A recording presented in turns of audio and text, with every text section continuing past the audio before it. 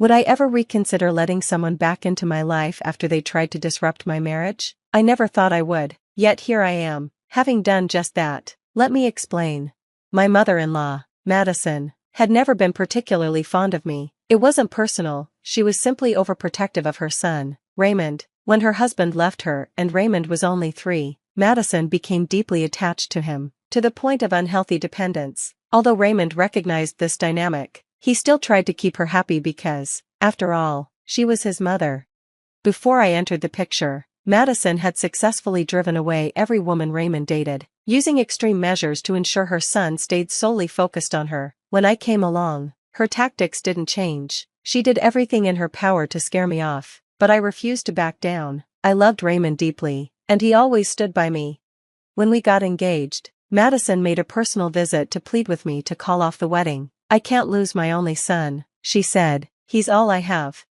I tried to empathize with her pain, but I stood firm. Raymond loves you and always will, I told her, but he loves me too, and we want to build a life together. Why are you trying to ruin his happiness? He will always cherish you, but he's not just yours anymore.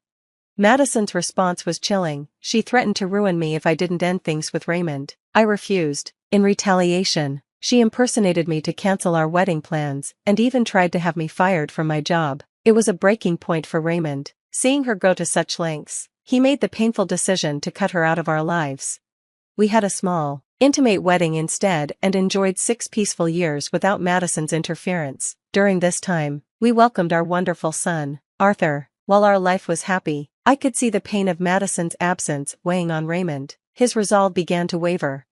Eventually, Madison reached out, begging for forgiveness. She used a new number to contact Raymond and apologized profusely. Please, Denise, he pleaded with me. Let's give her another chance. She's all alone, and I want Arthur to have a relationship with his grandmother. I understood his feelings. My own mother had passed away, and I wanted Arthur to experience the bond of having a grandmother. But Madison's betrayal had left deep scars, and I was hesitant. She seems remorseful, I admitted cautiously, but let's meet her first, without Arthur, and see if she's truly changed. We met with Madison, and her apologies seemed sincere. After much discussion, we cautiously allowed her back into our lives, starting with supervised visits with Arthur. Madison followed the rules, and though I could sense lingering resentment in her, she remained civil. Raymond was happy to have his mother back, and Arthur began to form a bond with her. For 3 years, everything seemed fine, until Madison requested a day alone with Arthur. I followed all your guidelines, she argued. Don't I deserve some trust? Raymond, eager to support his mother, agreed. Against my better judgment, I relented. When I went to pick Arthur up that evening, the house was locked, and neither Madison nor Arthur was there. Panic began to set in. I tried to stay calm, assuming they'd just gone to the park or out to eat. But as I called Madison repeatedly with no answer, dread began to creep in. Finally, she picked up. Her voice was unsettlingly cheerful. Oh, Denise, what a surprise. Madison, where are you? I'm here to pick up Arthur, but the house is locked, I said, trying to keep my voice steady. Wouldn't you like to know? She replied, her tone playful and evasive. Madison, this isn't funny. Tell me where you are. Arthur needs to come home now, I said, irritation seeping into my voice. No can do, Denise, she said with a sing-song tone. We're having too much fun to come back just yet. The playful tone in her voice set off alarm bells. Madison, stop playing games, I said, my patience wearing thin. Where's my son?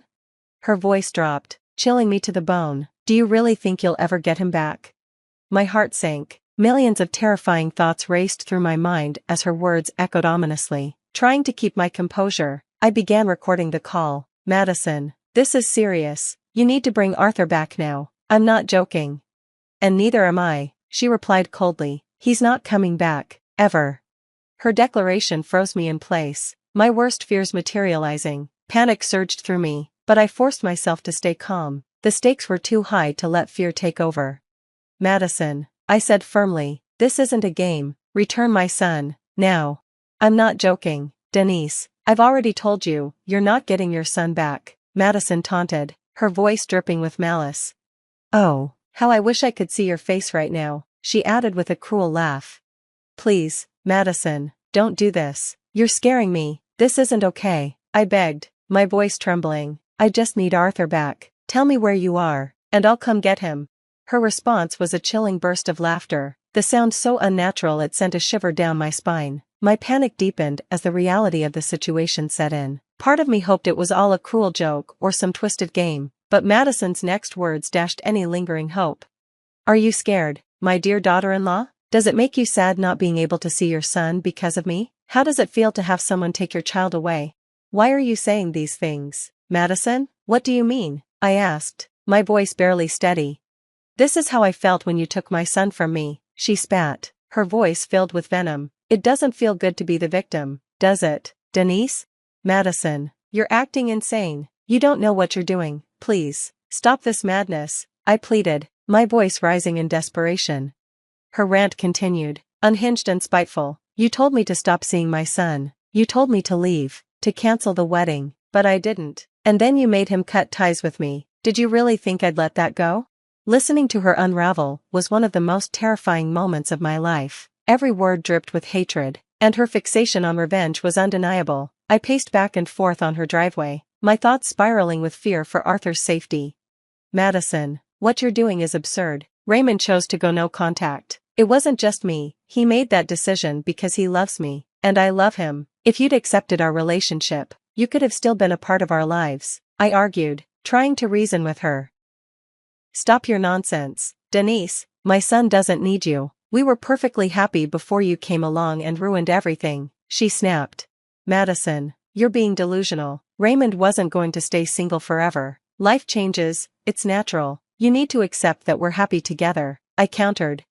I don't care if you're happy, I'm not, and that's what matters, she shot back. You took my son away, so I took yours. It's only fair.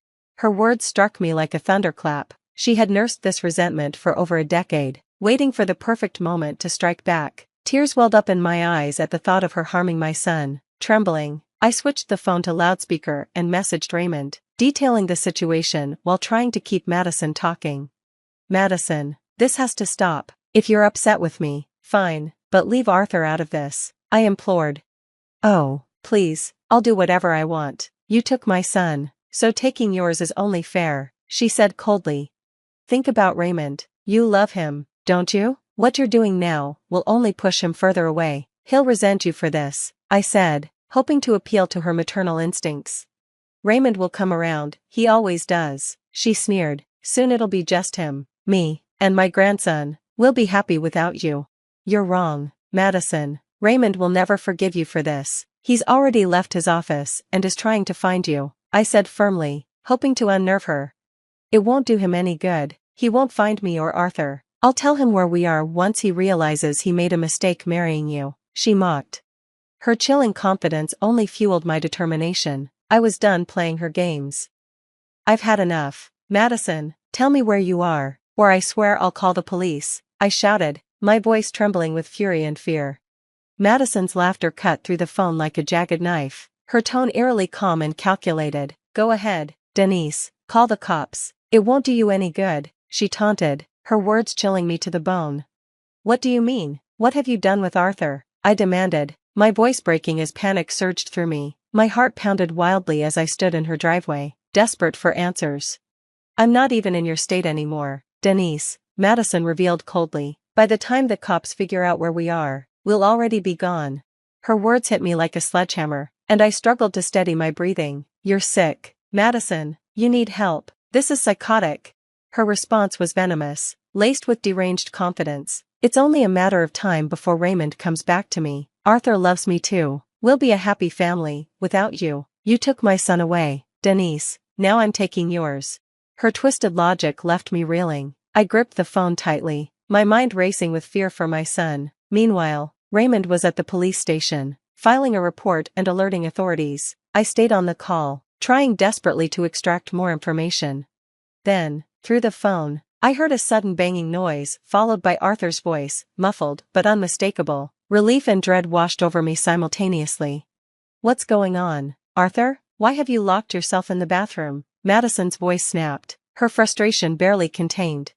I know what you're trying to do, Grandma, Arthur shouted, defiant and brave. You lied. You said my parents wanted to surprise me, but I heard you on the phone saying you won't take me back to them. His words struck like lightning. My son had seen through her lies and was fighting back. "Don't be so dramatic, Arthur," Madison coaxed, her voice dripping with manipulation. "We're just having fun. Your dad will be here soon, and then the three of us can live happily without your mom." Hearing Arthur's resistance gave me a glimmer of hope. He was okay, he was fighting. My rage boiled over, and I shouted into the phone, my voice trembling with maternal determination. "Arthur, Mommy is here. I promise you, your dad and I will get you out of this. Be brave for me." Madison scoffed. "There's no use, Denise. You're making promises you can't keep." But her words didn't matter. My focus was solely on my son. "Arthur, listen to me. You're so brave, and we're coming for you," I said, pouring every ounce of reassurance into my voice.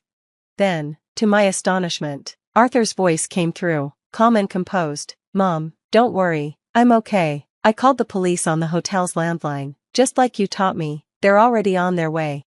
A wave of relief crashed over me, and my knees nearly gave out. My son had remembered the safety lessons we'd practiced. Despite his love for his grandmother, he had recognized the danger and acted wisely. "What did you do, you little devil?" Madison shrieked, her panic evident. "You called the cops on me?" "He knows what to do when someone's unsafe, Madison," I snapped, my confidence returning. "Your game is over."